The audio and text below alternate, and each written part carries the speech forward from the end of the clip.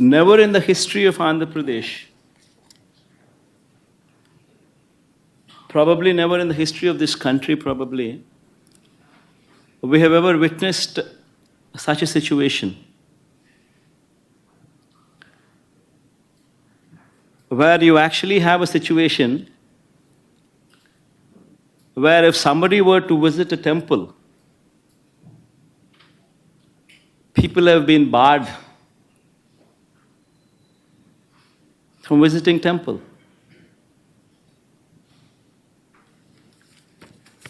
These are the notices given to YSRCP cadre, MLAs, corporators, sarpanches, MPTCs, ZPTCs, this kind of cadre.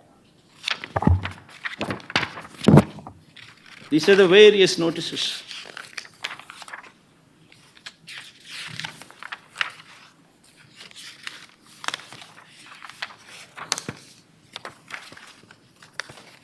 Coming out from various districts.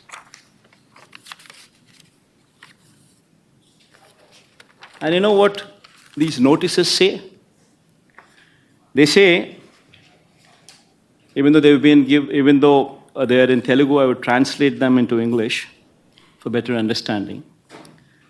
The notices say that the ex-Chief Minister Y.S. Jagan Mohan Reddy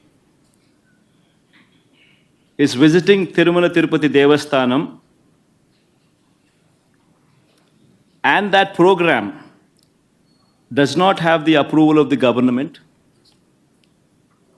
and if any Karyakarta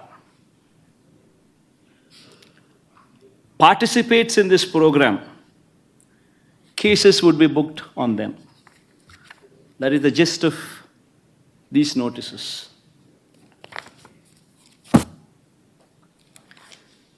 And such kind of notices were given to the YSRCP cadre, MLAs, everybody, corporators, by cops.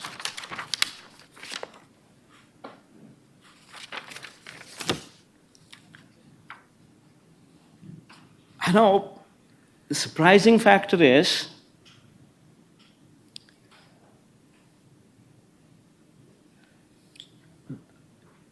an ex-chief minister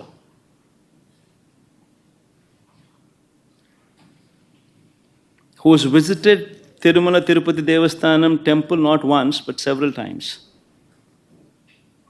before. Even before becoming the chief minister also, during the beginning of my Padayatra and also during the end of my Padayatra after concluding my 3,648 kilometers of my Padayatra before I returned home. I walked all the way onto the top. And Chandrababu Naidu was the chief minister then. Several times in the past we visited Tirumala Tirupati Devasthanam, even before I became the chief minister. And after I became the chief minister, every year TTD invited me. And on their invitation, I had the opportunity to give clothes to Lord Venkateshwara Swami. Every year. And today, to divert the topic from the deeds that have been committed, from the faults that have been committed by Chandrababu Naidu, they have brought up another topic onto the forefront, barring people from entering the temple.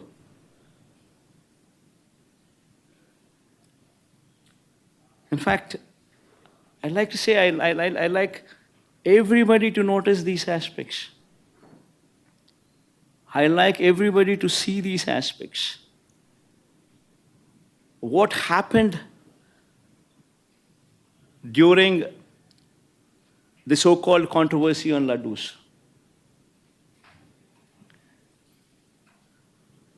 Tirumala Tirupati Devasthanam reputation has been lowered by Chandrababu Naidu.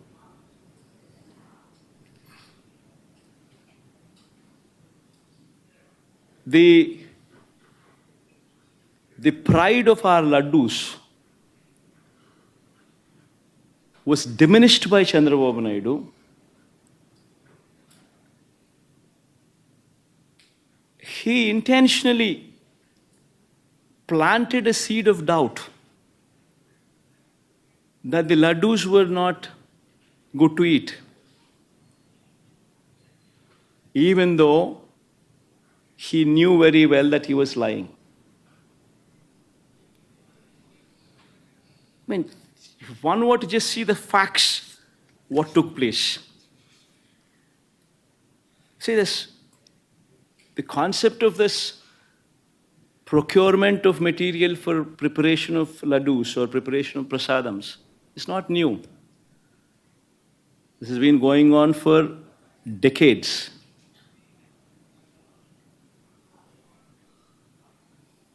Tirumala Tirupati Devasthanam board is a very pristine board. You have people from all walks of life, from different states who are board members. In fact, to get a membership onto the board, you actually have recommendations from central ministers.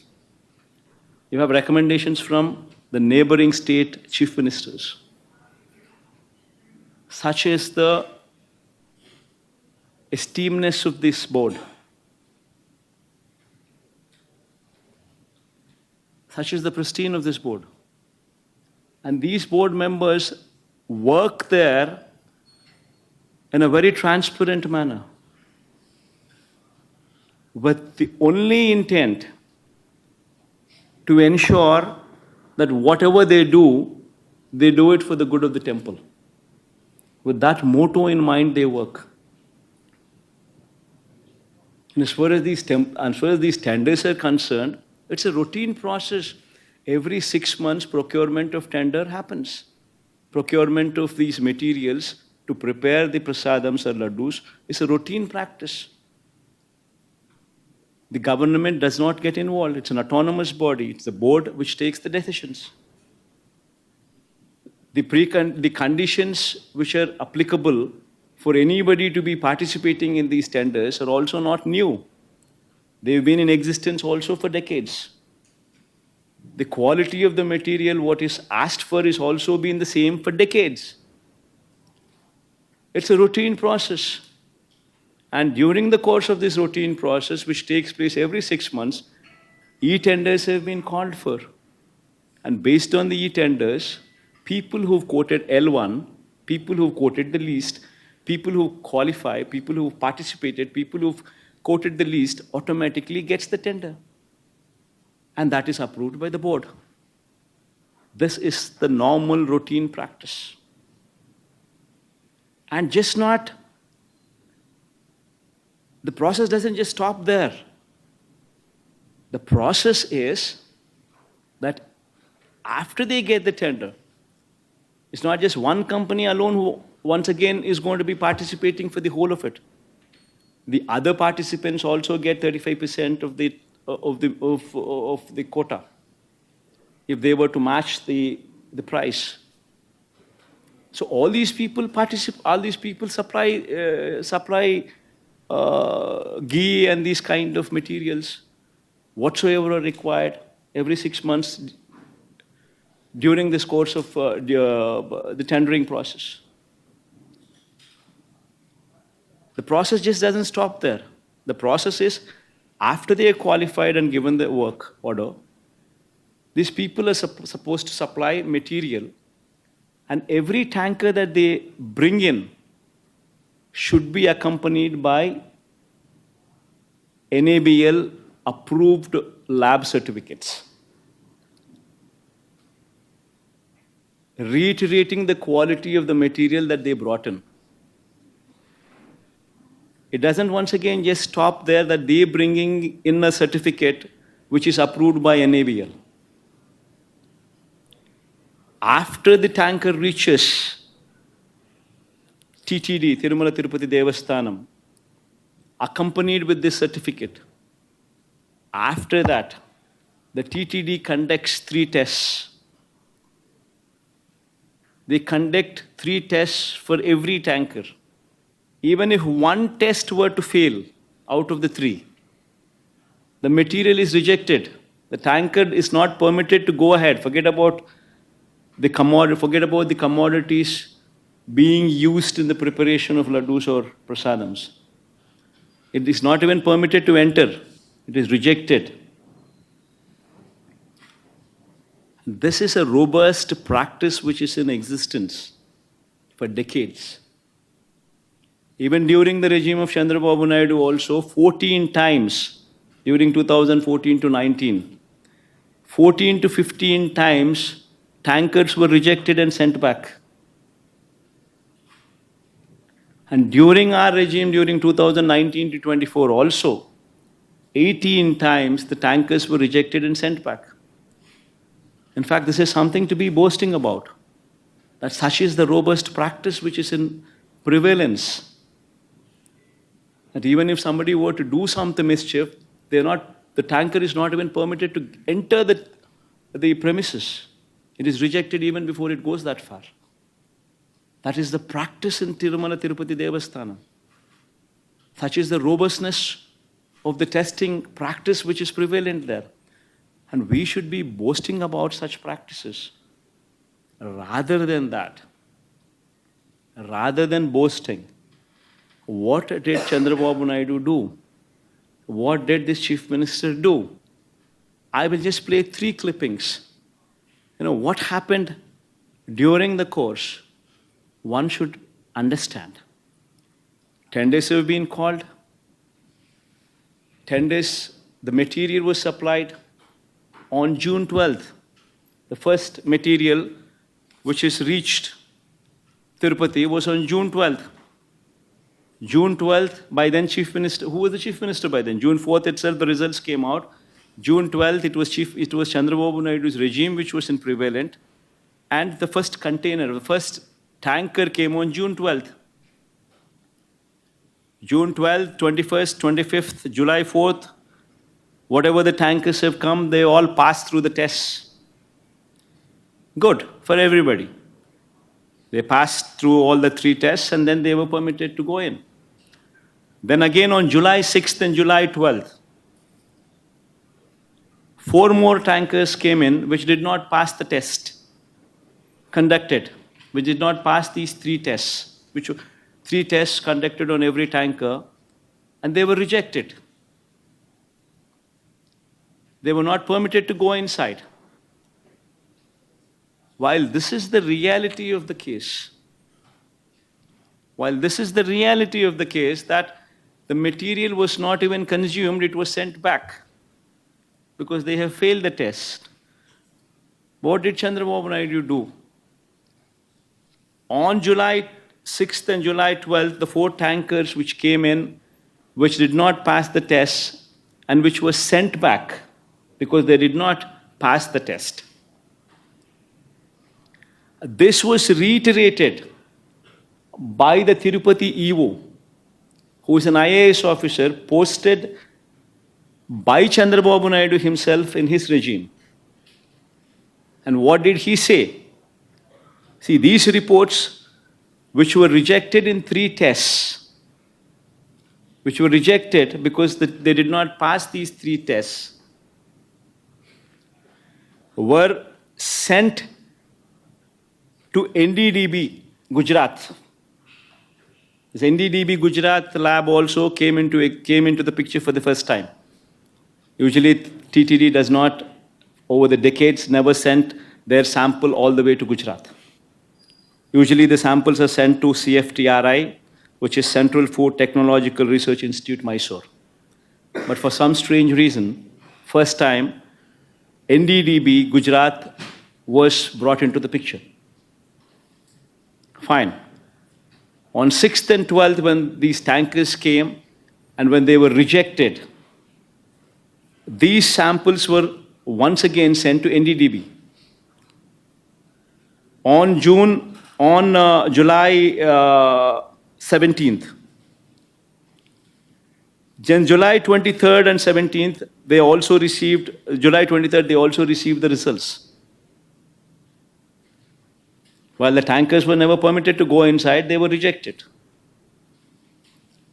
Now, while this is the reality that the tankers were not permitted to go in, the tankers were rejected, and a show cause notice was issued to the supplier that these tankers have been rejected and sent back, along with a show cause notice. While this is the reality, what happened during the course? On 23rd July itself, the EO of TTD confirmed this information to the media. I'll just play that tape. The EO on July 23rd itself categorically told very clearly that the samples did not pass the 3 tests. The samples were sent to NDDB, and these tankers were rejected. So that means the government was aware that the tankers have been rejected and the material was not consumed.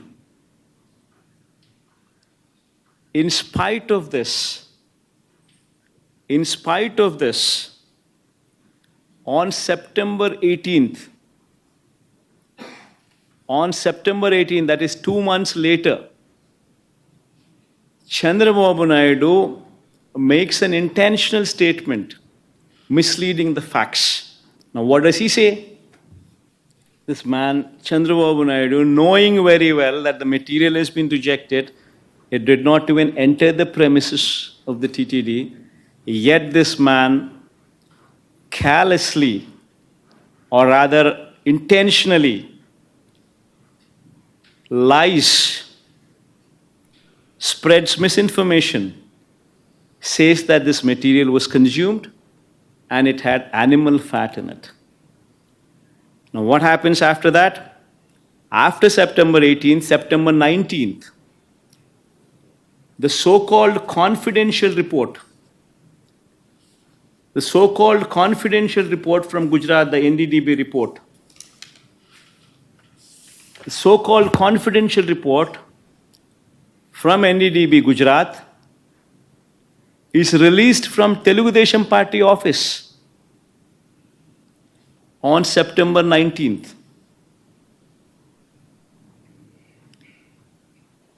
And even in that report, there is a disclaimer which clearly says that this report is not accurate. This report very clearly says that these are the S values, these are the standard values, and these are the deviations. However, these deviations could have taken place because of various factors such as these. That is the disclaimer. And in these disclaimers, they very clearly say that if at all the cow's milk is obtained from an exceptionally high feeding of pure vegetable oils, such as repressed oil, cotton, or palm oil, such deviation in S values could take place. If at all a sample is collected from cows suffering from serious underfeeding, also you will see deviations in S values. Also, you would find deviations if this milk is obtained from bovine milk other than cow's milk. And so on and so forth are the disclaimers which clearly say that these reasons could all be a part for the S value deviations. And Chandrababu Naidu, knowing very well, in spite of this report, in spite of these disclaimers, in spite of the fact, knowing very well that this, irrespective of all these things, because this ghee did not pass through the 3 tests, was not even permitted to enter the TTD premises, and it was not consumed. Knowing very well, yet September 18th he makes a statement intentionally lying, September 19th, his Telugu Desam Party office releases this so-called confidential data, so-called confidential report from Telugu Desam Party's office. Then on September 20th, the TTD EO, once again a government official IAS officer appointed by Chandrababu Naidu himself as TTD EO, once again addresses the press. And what does he say in that press? So the EO very categorically, once again on 20th, says that these tankers were rejected and sent away. And they were not used. And on 22nd, the TTD EO himself also gives a letter, his report, his findings to the state government. This is the TTD EO signature down beneath. And in that report, what does he say? He says few important things. He says he was selected through e-tender, started supplying from 12th June. However, his 2 tankers on 6th July and 2 more tankers on 15th July were found to be of poor quality during physical verification. Accordingly, all the 4 samples were sent to NDDB lab, Anand, Gujarat, confidentially, I repeat this word confidentially for testing its quality. Confidentially. Then he further goes on to say, the adulterated cow ghee tankers supplied by the dairy was returned back and stopped further supplies. And a show cause notice was issued to them. So he once again reiterates his stand, reiterates and says the facts that these 4 tankers were rejected, they were not permitted to go inside, and they were not consumed. And yet, in spite of this, on September 22nd, once again, Chandrababu Naidu goes ahead and once again lies.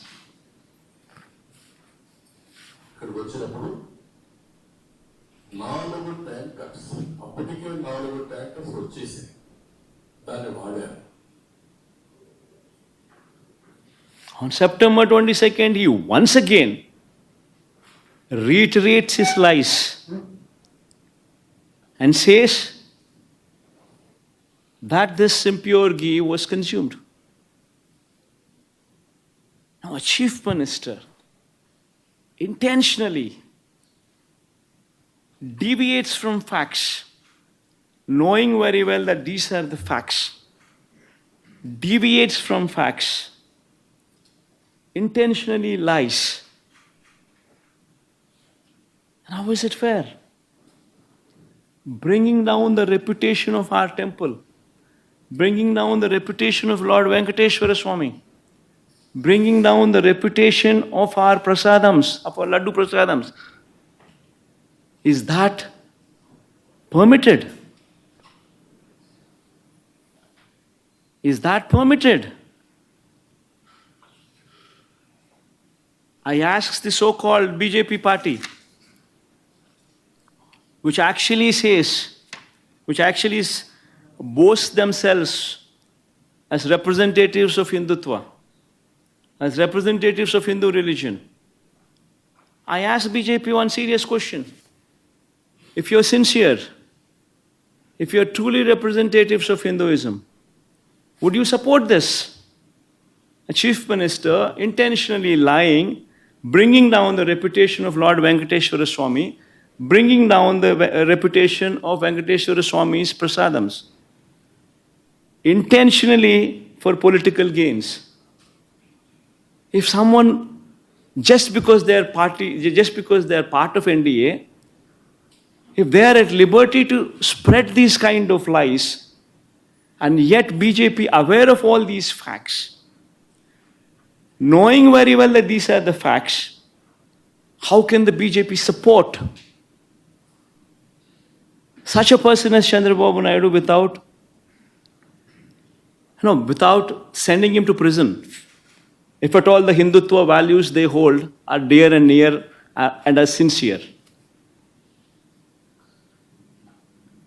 If one intentionally brings down the reputation of the temple, how is it that the BJP is sitting silent? Worse, BJP joins the party bandwagon. BJP leaders from Hyderabad also come down to Tirupati. They once again try to deviate this topic from Laddu Prasadams to my declaration.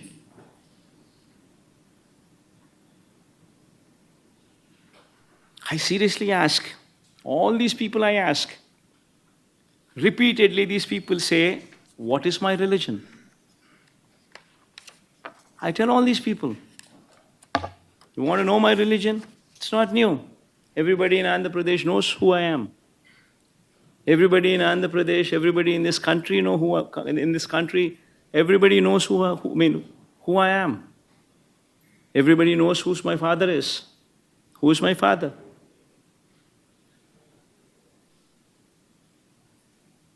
Everybody also knows how many times I've been to Tirumala Tirupati Devasthanam.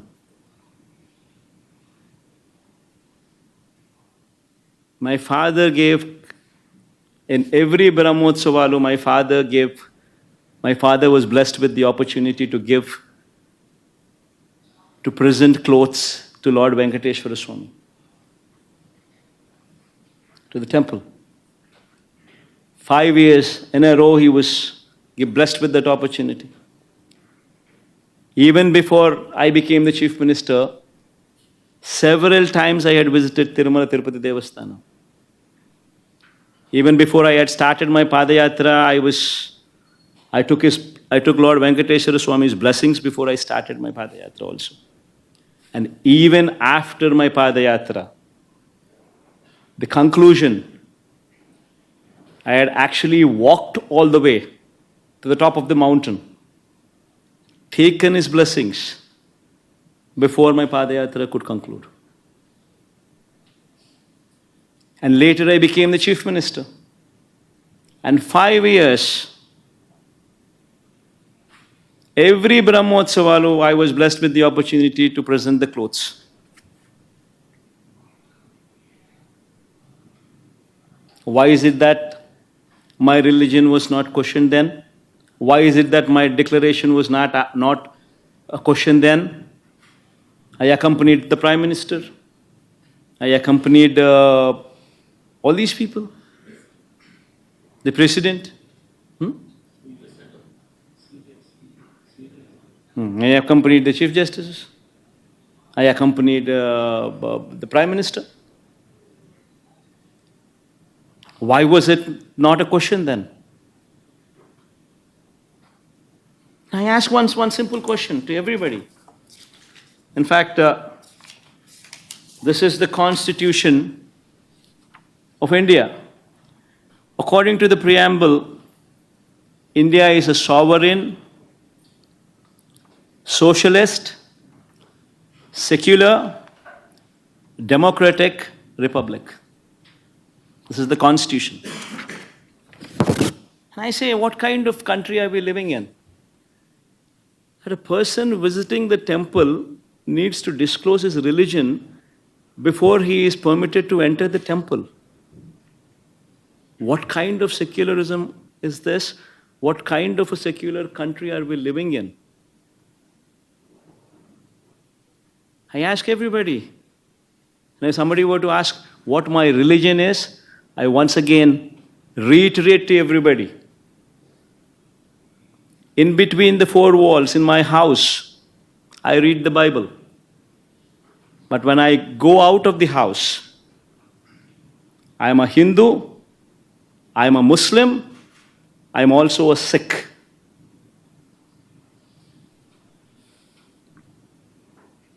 I practice their religion, I respect their religion.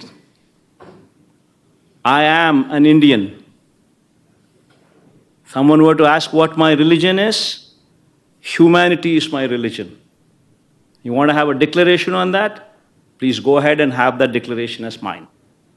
Humanity is my religion. One should seriously start contemplating as to where they stand on secularism, what this country stands for. If someone like me, who was served as a chief minister, is given these kind of notices,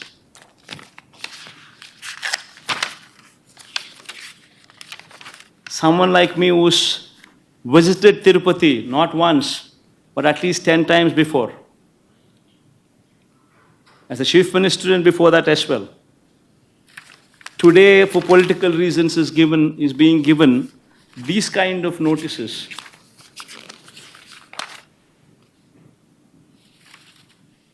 Barring somebody from entering the temple.